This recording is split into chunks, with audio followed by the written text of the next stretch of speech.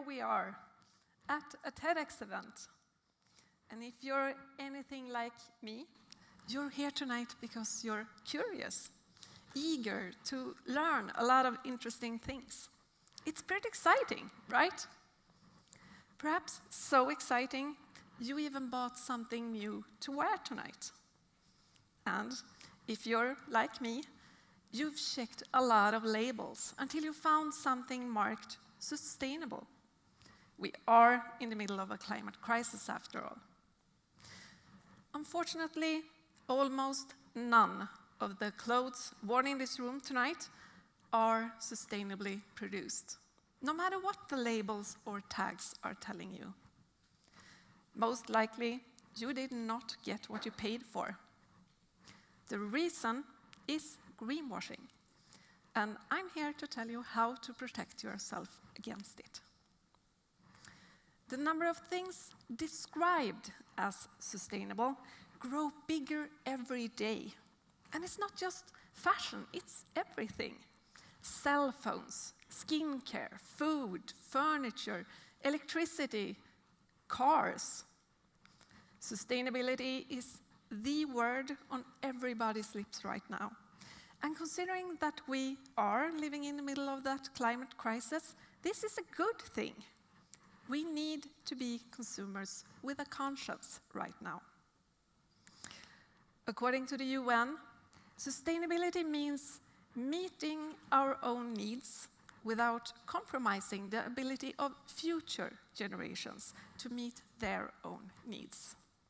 Reasonable, right? But there is one problem. That definition is not used by everyone. Instead, the definition varies depending on whom you ask. Let me give you an example. To a consumer as myself, or you in the audience tonight, or watching this on YouTube, sustainability might mean shopping secondhand, renting a drill, eating less meat, taking the bus, mending our shoes instead of buying a new pair. To a company, however, sustainability might mean adding 20% recycled polyester to a brand new jacket and labeling it green. That small amount of not good, but just slightly less bad material would in many cases be enough for this jacket to be part of an eco-friendly collection or wearing a green tag in the store. As a friend of mine put it, calling a jacket of 20% recycled polyester sustainable, it's like calling a regular burger vegan just because it contains some lettuce and a tomato. But this is what happens every day, and it is greenwashing.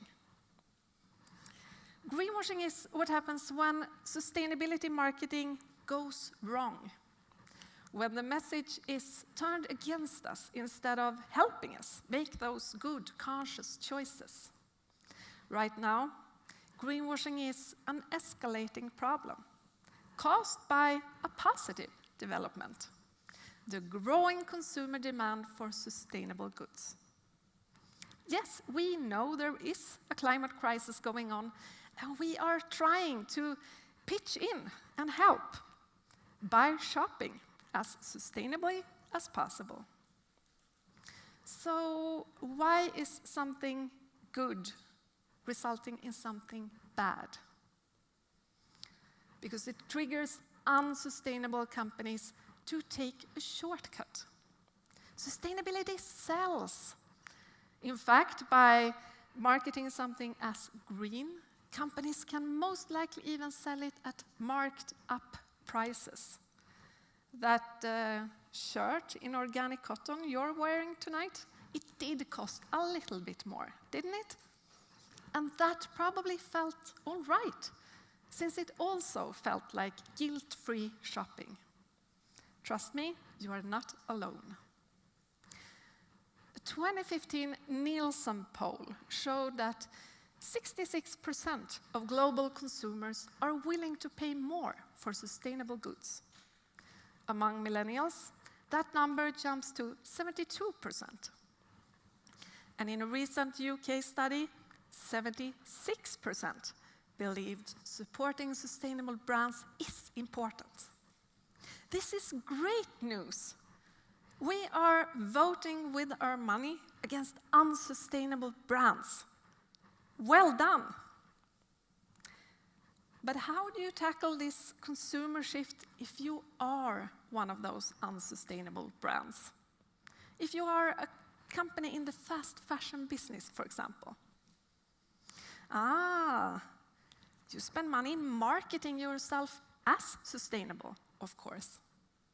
Greenwashing is faster, cheaper, and easier than turning your whole business model around. And if you play your cards right, you can go on with business as usual and possibly even make a bigger profit, since consumers are willing to pay more for sustainable goods. Win-win for the companies, that is, for consumers and the climate, lose-lose. And this is happening for real.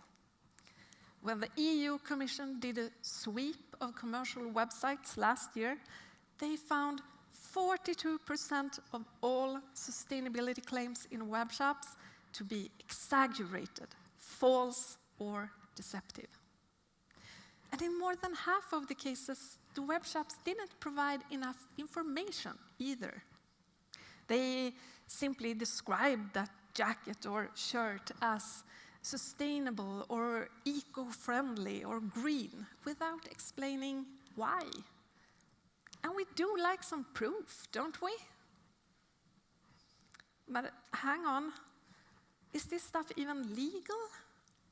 Are companies free to use whatever definition of sustainability they like just to sell more stuff?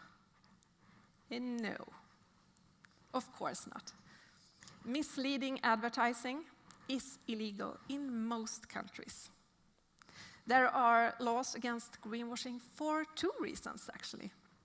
To protect us as consumers by enabling us to make informed decisions, so we can buy things for the right reasons. But also to ensure a level playing field for all companies. No company should make more money by deceiving their customers. I think we can agree on that, right? It's not fair play. Especially not when there are companies trying very hard to do everything right. Companies spending time and money to be part of the solution, and they should get credit for that. In most cases, though, those companies, the good ones, are not the ones making the most noise. So no, that stuff is not legal, and yes, there are laws against greenwashing, but they are far from effective enough. Legal stuff aside, though, why do we fall for greenwashing?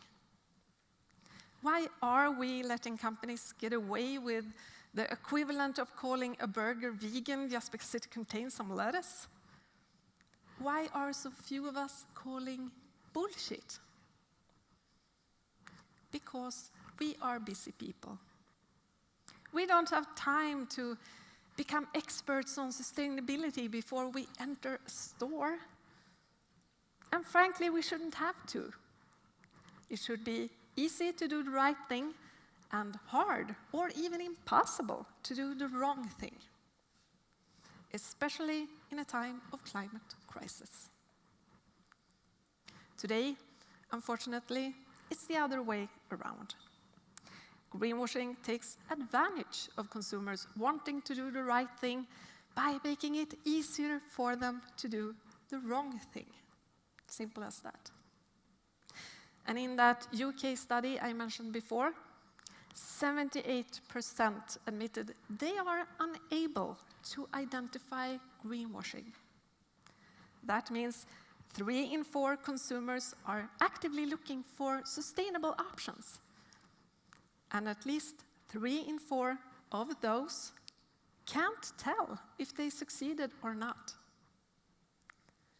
So that's not good. But why should we care? So what if the jacket isn't as sustainable as we think? It's not the end of the world, is it? Well, I do like to get what I paid for. Don't you? Especially if I'm paying extra for it. More importantly, though, if my or your desire is to live a sustainable life, we don't want to be derailed by misleading ads. And considering the climate situation right now, we frankly don't have time either to deal with companies not taking responsibility for their climate impact.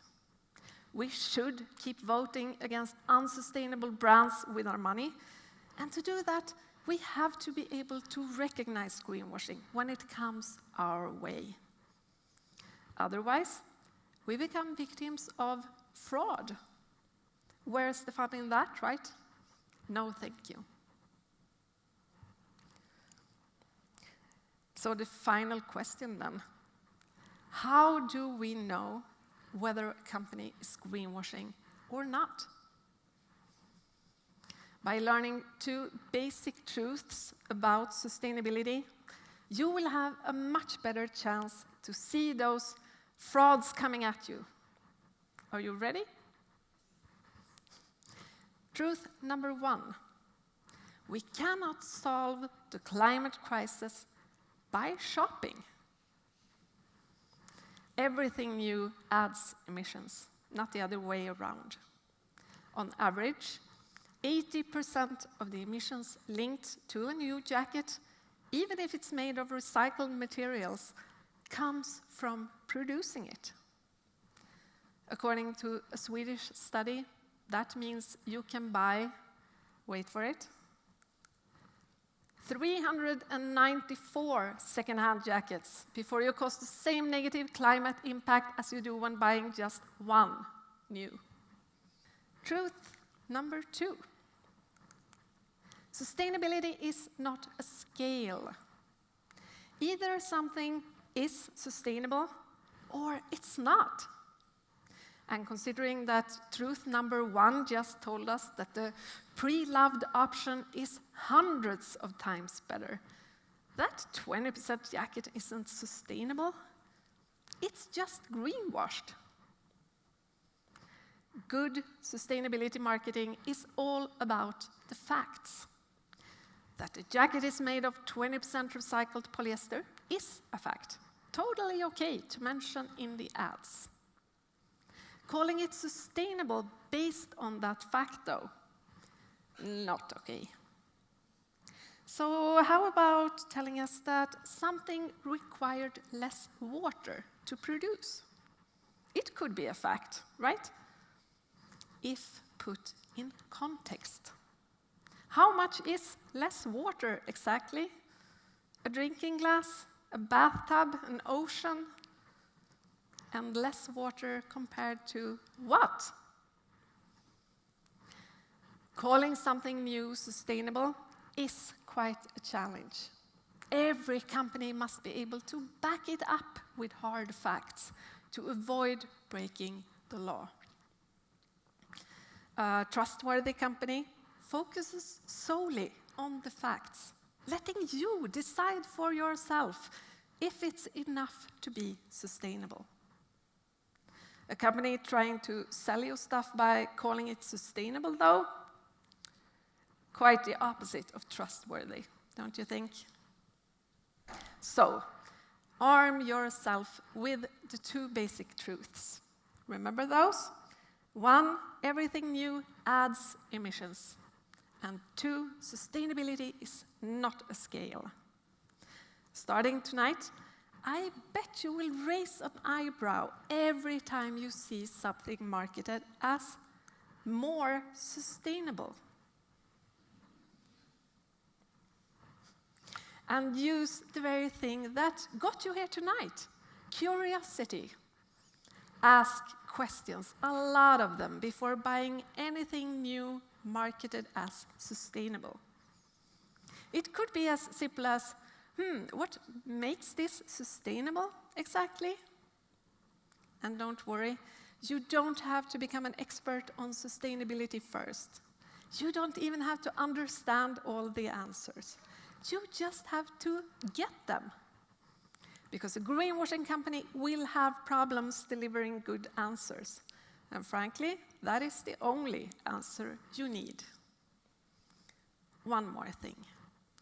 When it's time to decide what to wear for the next exciting event, I'd say go for something you already own. That will always be the sustainable choice.